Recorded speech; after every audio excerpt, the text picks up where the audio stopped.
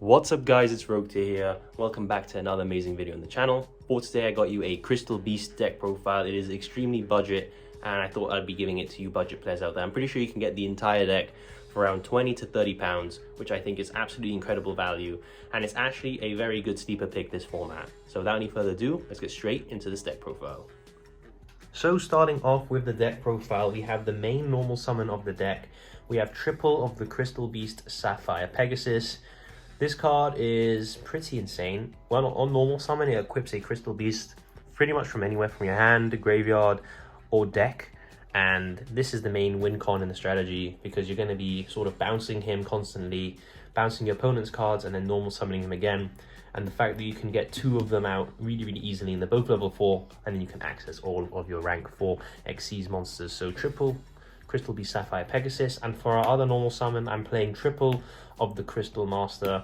You get 2 normal summons in this deck if you get access to the continuous spell. So what you do is you normal summon him, you tribute him for his effect, you get pretty much search any card in your deck, any ultimate crystal monster, crystal beast monster, crystal spell or trap. Basically, when you get your continuous into play, you can then normal summon your Pegasus. So I play 6 normal summons. Usually I'd say play 5, but since you do have a double summon effect in the deck, it is okay to be playing 6. Moving on to our other Crystal Beast monsters, we have double of the Crystal Beast Rainbow Dragon. This card is really essential in the deck. This is your main target of your Sapphire Pegasus. You place it in the spell and trap zone, banish it, special summon another Sapphire Pegasus, and search yourself the Rainbow Dragon.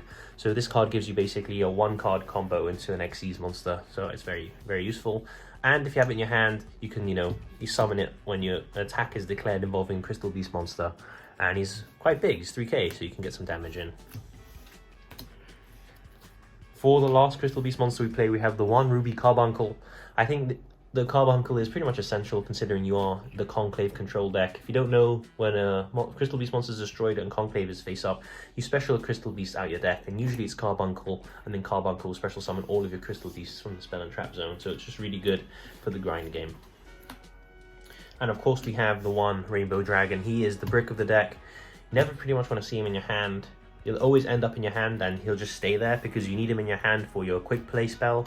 You need to reveal a ultimate crystal, and he counts as an ultimate crystal. So you just play the 1, and when you don't need him anymore, there's ways of discarding him and stuff, which I'll show you in the extra deck. So 1 Rainbow Dragon. For the hand traps, we only play 6, and we try and play the most impactful ones. So we have triple Nibiru. Your deck doesn't summon a lot, and if you want to keep the Sapphire Pegasus in rotation, activate the Nibiru, chain Conclave, bounce your Pegasus back to your hand along with something on the field, and then you can Nib tribute the whole field, and then you'll still have your normal summon for next turn for your Pegasus. So Nibiru has really good synergy in this deck, and it sort of just stops your opponents making those really unfair boards and then lets you crack them. We're also playing triple D-Shifter. This is probably the best hand trap of the format. If your deck can play it, you should, hence why I am playing the D-Shifter. It's just insane, guys. Against Tillaments, it's an FTK. Against most decks, it stuns them for a turn, and then that lets you, set up your board and get your control going. I just couldn't rate Crystal's Dimension Shifter highly enough. It does conflict with the Necro Valley, but then again, if you see the D-Shifter, you don't really need the Necro Valley right away. And the Necro Valley, once the D-Shifter is no longer in effect, you can send that Crystal trap to the grave, banish it, and then search yourself the Necro Valley.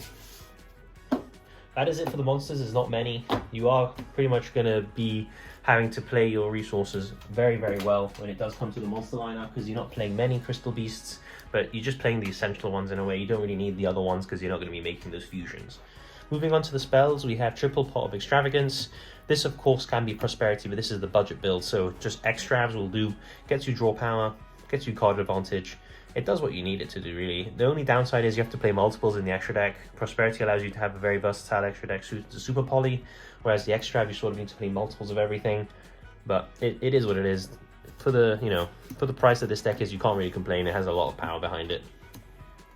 We have triple of the best, piece of support I have seen in a very long time. Triple of the Rainbow Bridge of the Heart. This card does pretty much everything you needed it to. It's a Rota by destroying a Crystal Beast monster from your hand or field. It gives you an additional normal summon, and when a Crystal Beast monster is placed in your spell and trap zone, it is basically a compulsory evacuation device, and you do that every single turn, and that's how you control the game state. This card is essential, and we're playing triple of the Awakening of the Crystal Ultimates, which is basically your way of 99% of the time of searching the continuous Rainbow Bridge, because it can search a Rainbow Bridge card. Not only the normal Rainbow Bridge, it does Rainbow Bridge of the Heart. This card is really good, and the only problem is you have to play Rainbow Dragon in the deck, so you have that sort of brick there. But this card has like 4 different effects. You can special summon a Crystal Beast from your deck, graveyard, spell, and trap zone hand. You can take a Rainbow Bridge card or Rainbow Reflection from your deck, either add it to your hand or Foolish Burial it. And it's just absolutely ridiculous. If you control an Ultimate Crystal, you can do both effects, but you're not going to be controlling an Ultimate Crystal in this build. For consistency, we have triple of the Rainbow Bridge. It's a shame that this card can't search the other Rainbow Bridge, but it searches you the Crystal, Spell, and Trap, which is this, which does give you access to the other Rainbow Bridge. It just would have been nicer if it could search it directly, but it is a rota and it isn't once per turn as well, so really, really cool. We have the double Foolish Burial Goods. This is mostly just to dump your new trap, which I'll be getting to. It's basically just that trap's a really, really good card, and if you basically already have the trap, you can just Foolish Burial Goods, dump Foolish Burial Goods, and get both of them out of your deck so you don't draw them later. We play the 1 Crystal Bond. Yes, this card is very good, but we don't actually have enough names to play multiple copies. You're only going to use this once per duel, because you only play like 5 names really. But it is really good, and it's a really good starter. We have, of course, probably the best Floodgate at the moment. We have the 1 Necro Valley. Basically just says no to 2 elements, says no to a lot of decks, to be honest. Just cards can't be banished and cards can't be moved from the graveyard. It's absolutely a ridiculous card, and it's searchable as well, which is why you play it. You can, of course, play the Mystic Mine. I don't like the Mystic Mine. I'd rather just play the Necro Valley. Moving on to the traps, we have the best one, which is triple of the Crystal Conclave. If you don't know what this card does, basically you flip it, and you target 1 Crystal Beast monster you control. Can be in your spell and trap zone as well, and 1 card on the field, and you just bounce them to your hand.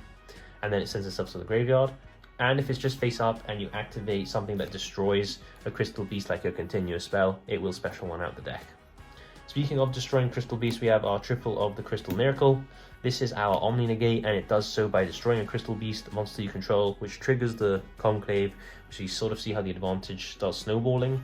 And yeah, it's an Omni Negate, and it's searchable, so it's really, really useful, especially if they try and out your Necro Valley.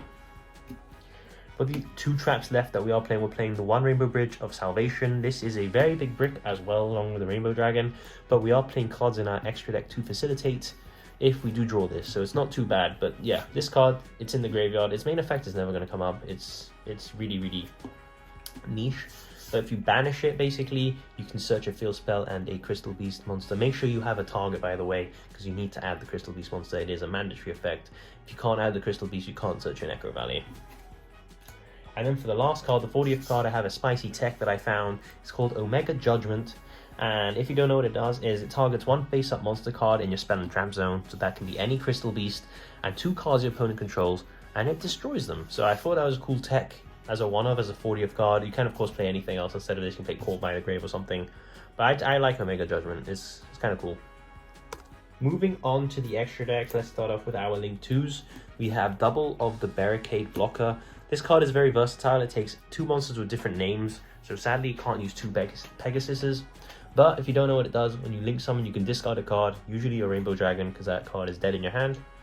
And it can add you a continuous or field spell back from the graveyard to your hand. So if they do out your Necro Valley, there's a way of getting it back.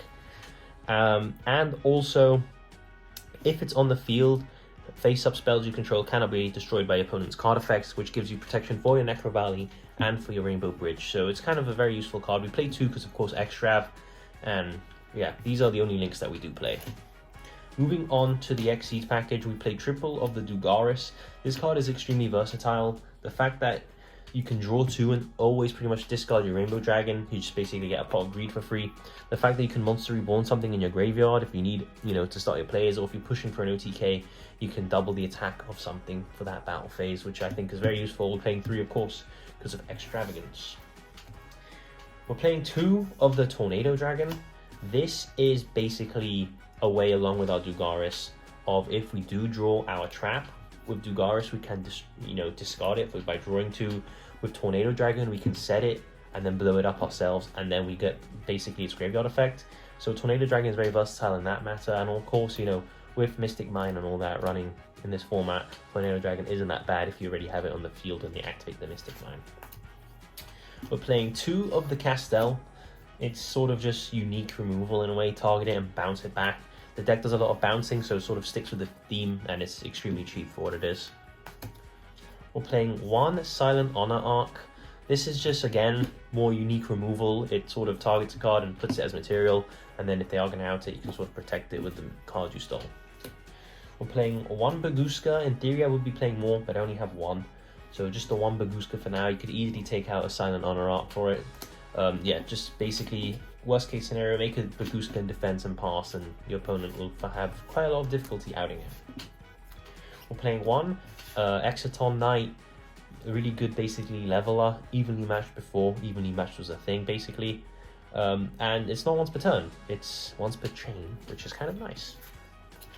Another blowout card, 1 Abyss Dweller. Definitely be playing more of this if I had any more. But yeah, really, really good card, and just a D-shifter in a different way. We're playing 1 Daigasto Emerald. This is a good way to cycle your resources back. If you have a lot of Crystal Beasts in your graveyard and you only have 2 Pegasus left, you can, detach your material and then get 3 of your Crystal Beasts and put them back into your deck and draw a card. So it's a way of recycling.